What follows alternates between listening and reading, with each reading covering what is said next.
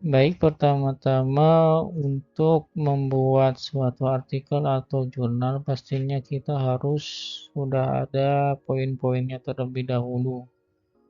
Nah, di sini sudah terdapat poin-poinnya. Poin-poin ini menjadi bagian inti dan sub bagian yang akan menjadi pembahasan ketika artikel itu sudah akan dibuat atau skripsi itu sudah akan dibuat.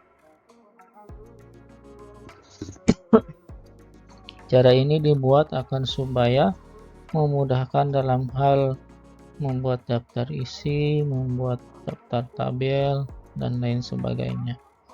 Di sini ada dua warna, warna biru dan warna orange. Pertama-tama kita beri dulu space untuk memberikan jarak untuk pengisian. Selanjutnya di warna yang berbeda itu kita akan membuatnya menjadi header baru. Jadi nanti ketika diberi nomor itu tidak akan bercampur jadi satu, karena pada umumnya cover judul daftar isi ini menggunakan angka Romawi, tidak menggunakan nomor. Nah, caranya ke layout, lalu bricks, lalu next page. Ketika sudah seperti ini, bagaimana cara mengeceknya apakah sudah terpisah atau belum? Klik di bagian bawah 2 kali.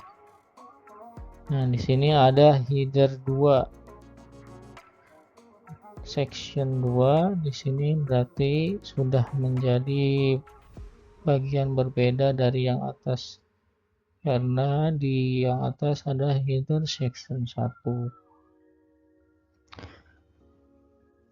Ini fungsinya untuk nanti di penomoran. Ini kita sudah pisahkan. Untuk selanjutnya kita akan membuat atau mengelompokkannya menjadi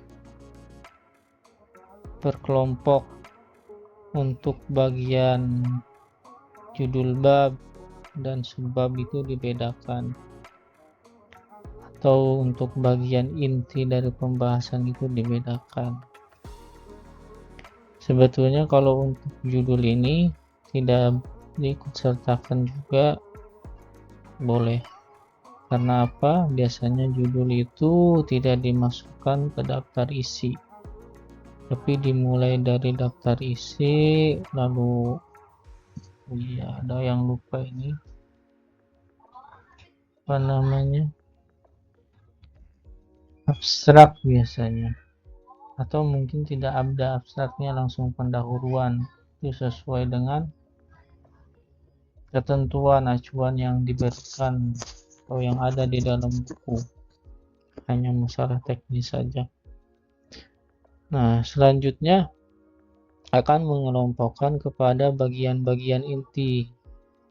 Itu kita kumpulkan di bagian heading 1.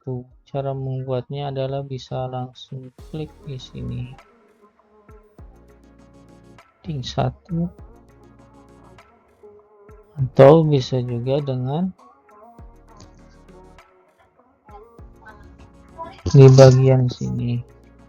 Lalu kita buat ini agar supaya hasilnya lebih formatif sesuai dengan yang kita inginkan. Klik, lalu terubah ke tab Newsroom, dihitamkan, dirubah warnanya menjadi automatic, lalu klik OK. Nah, setelah itu tinggal kita klik heading 1, akan berubah. Semua yang memang kita kategorikan sebagai bagian inti, maka kita bisa masukkan ke heading 1.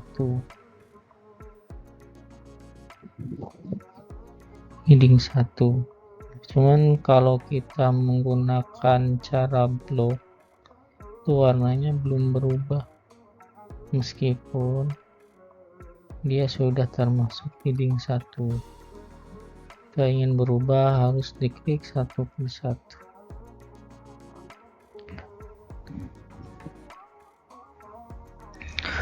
Pendahuluan saya masukkan ke heading 1, latar belakang gambar logo saya tidak masukkan, tinjauan ke heading 1,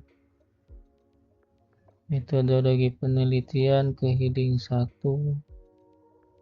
hasil dan pembahasan ke heading 1, kesimpulan ke heading 1 juga, daftar pustaka ke heading 1 juga, lalu daftar pustaka pun kita jadikan heading 1, lampiran dijadikan heading 1 juga. Nah, berarti di sini sudah dikelompokkan mana saja yang ingin kita masukkan ke bagian heading 1.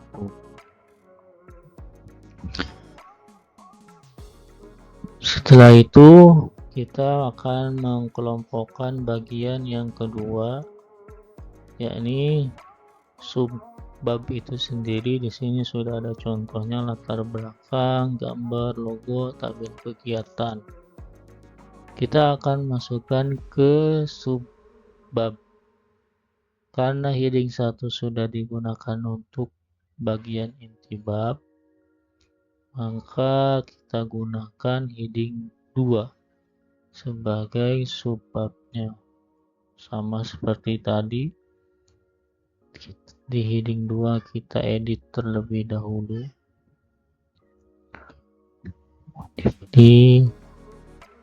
lalu dirubah menjadi Times New Roman. Ini tergantung acuan dari bukunya. Kalau misalkan di sana dibuka artikel di acuannya itu dihitamkan, berarti kita hitamkan warnanya otomatis atau hitam. Klik, langsung kita masukkan logo atau latar belakang ini ke heading 2, maka dia akan berubah. Ini pun sama, kita masukkan ke heading 2, tabel kegiatan kita masukkan pula ke heading 2. Sini kita tinggal melengkapi terkait babnya, misalkan bab 1 pendahuluan, tekan shift lalu enter agar supaya tetap menjadi satu bagian. Lalu tinggal kita ketengahkan. Sini juga tinjauan pustaka kita jadikan bab 2.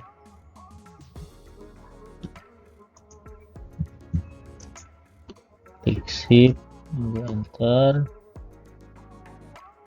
ditengahkan.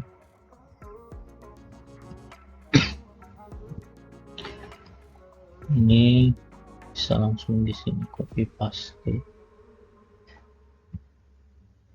Kalau memang ingin cepat, tinggal dirubah.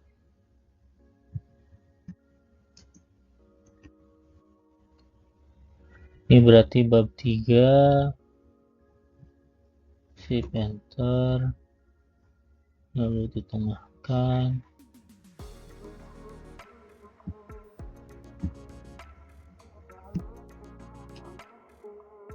Selanjutnya bab 4,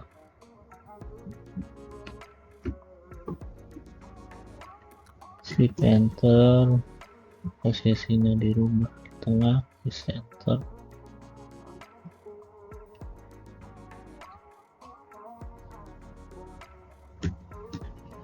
Bab 5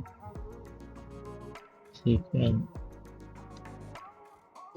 enter, posisinya di center di tengah. Pendaftar pustaka tidak memiliki bab yang masuk ke bab kelima. Nah, di sini sudah kita membuat pembagian kelompok antara bab inti dan subbabnya. Lalu bagaimana cara memberikan nomor? Biasanya di awal-awal itu ada, di subbab itu ada nomor.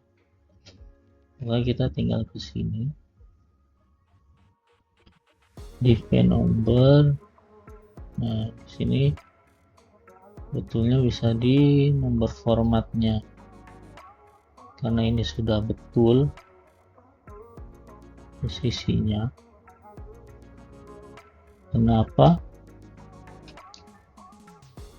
Di sini fungsinya atau maksudnya adalah bagian pertama di bab pertama, atau bisa jadi ini bab pertama bagian pertama. Secara otomatis kita masukkan lagi.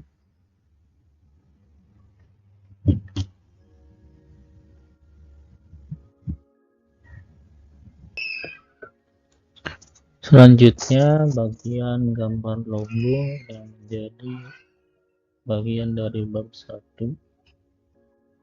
Klik format yang sudah kita buat. Ini kan ini, kita pilih yang ini.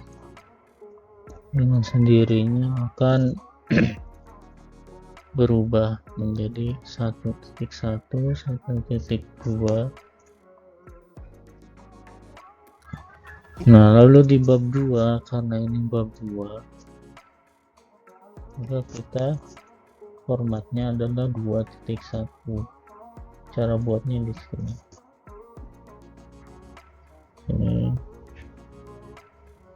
Ini bagian intinya atau bagian yang menjadi kuncinya, kan 1.1. Jika ingin dirubah,